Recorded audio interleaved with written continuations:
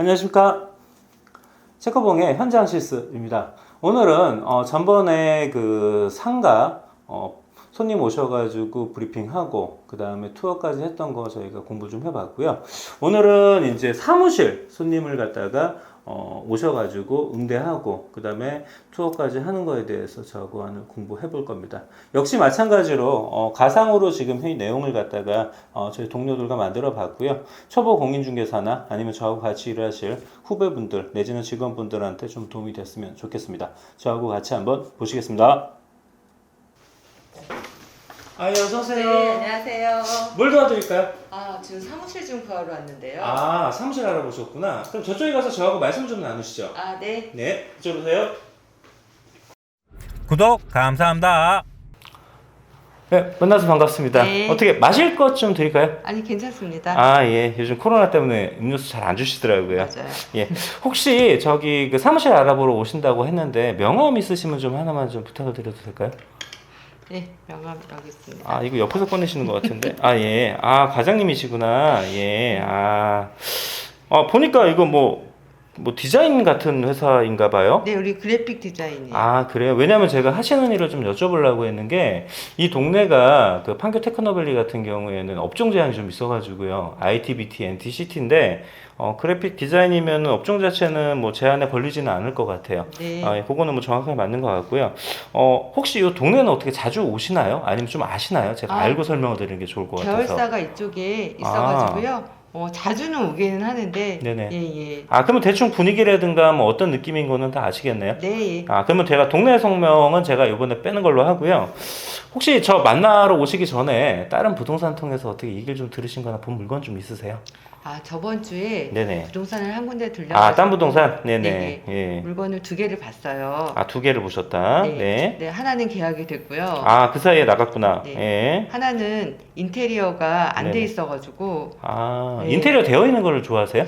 되도록이면 또 되어 있는 게 좋죠. 그래요. 그것도 참고하고요, 제가. 그러면은 지금 딱 마음에 드는 물건은 없었던 거고, 그러면은 면적이 한 어느 정도, 실면적 기준으로 좀 말씀을 해주시면 좋을 것 같은데. 저희가 근무 인원 한 7명 되거든요. 7명? 네, 그러면은, 대표실하고, 회의실, 뭐 대표실 네. 이런 거 있어야 될 것 같은데. 네. 그래서 지금 쓰는 사무실이 한 30평 조금 넘는데, 네네. 지금 인원 충원으로 인해서 한 50평은 되면 되지 않을까 싶습니다. 제가 알기로도 디자인 사무실은 책상이 좀 커요. 일반적인 140이 아니라 더 큰 사이즈를 쓰는 걸로 알고 있어가지고. 네, 맞아요. 제가 보기에는 인당 면적이 넓으니까 50평 정도는 되셔야지 이게 회의실하고 대표실 나올 것 같고요. 알겠습니다. 그 마땅한 물건이 딱 하나 지금 머릿속에 떠오르는 게 있어가지고 제가 말씀을 드리는 네. 거고요. 근데 이제 중요한 게 우리가 이전 계획을 한 어느 정도 잡고 계실까요? 한 달 정도인데, 길게는 2달?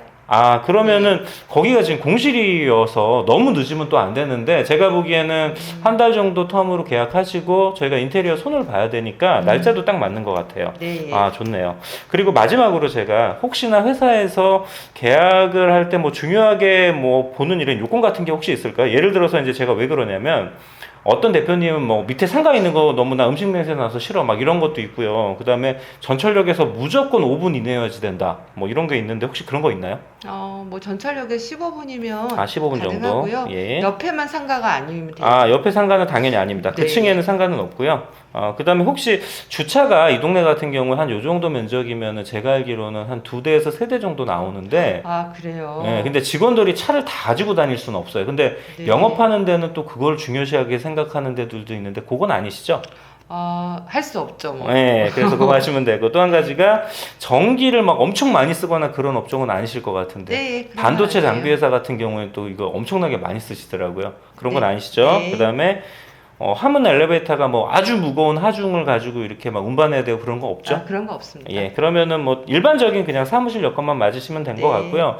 제가 지금 한 3개 정도 보여드릴 건데, 제 머릿속에서는 1개 정도가 아주 여기 저희 회사하고 딱 맞는 업체가 있는 것 같아요. 그거 제가 한번 보여드리러 저하고 같이 한번 보러 가시겠습니다. 네. 네. 구독 감사합니다. 자, 이렇게 보셨던 것처럼 사무실로 손님이 오시는 부분에 대해서 어떻게 응대를 하느냐, 뭐 사무실 손님이나 상가 손님이나 큰 차이는 없는데 그래도 약간은 디테일한 부분이 있어서 저하고 한번 보시면, 당연히 처음에 인사하셔야 돼요. 요즘 이제 젊으신 분들 같은 경우에 인사가 조금 인색할 경우가 있는데, 인사를 상냥하게 어떻게 하느냐에 따라서 첫인상이 좌우가 많이 됩니다. 그 다음에 뭐 길을 물어보러 오셨는지, 사무실을 보러 오셨는지, 상가를 보러 오셨는지 당연히 물어봐야 되고요. 마실 것 꺼내드리는 거는 그때 말씀드렸던 것처럼 그래도 화제거리를 갖다가 한 번은 말씀을 드려야지 조금 서로 주고받기가 좀 편하기 때문에 요거를 갖다가 말씀을 드렸고요. 그 다음에 명함 전번, 사무실 같은 경우에 명함 받는 게 좀 수월하겠죠. 어떤 분인지도 모르는데 우리가 어떤 물건을 오픈해드리기가 사실 좀 부담스럽기도 하고, 뭐 다 그런 건 아닌데 그거를 나쁜 쪽으로 악용하시는 분들도 있기 때문에 명함이나 전번은 꼭 받고 일 시작하시는 거를 뭐 저는 권고를 드리겠습니다.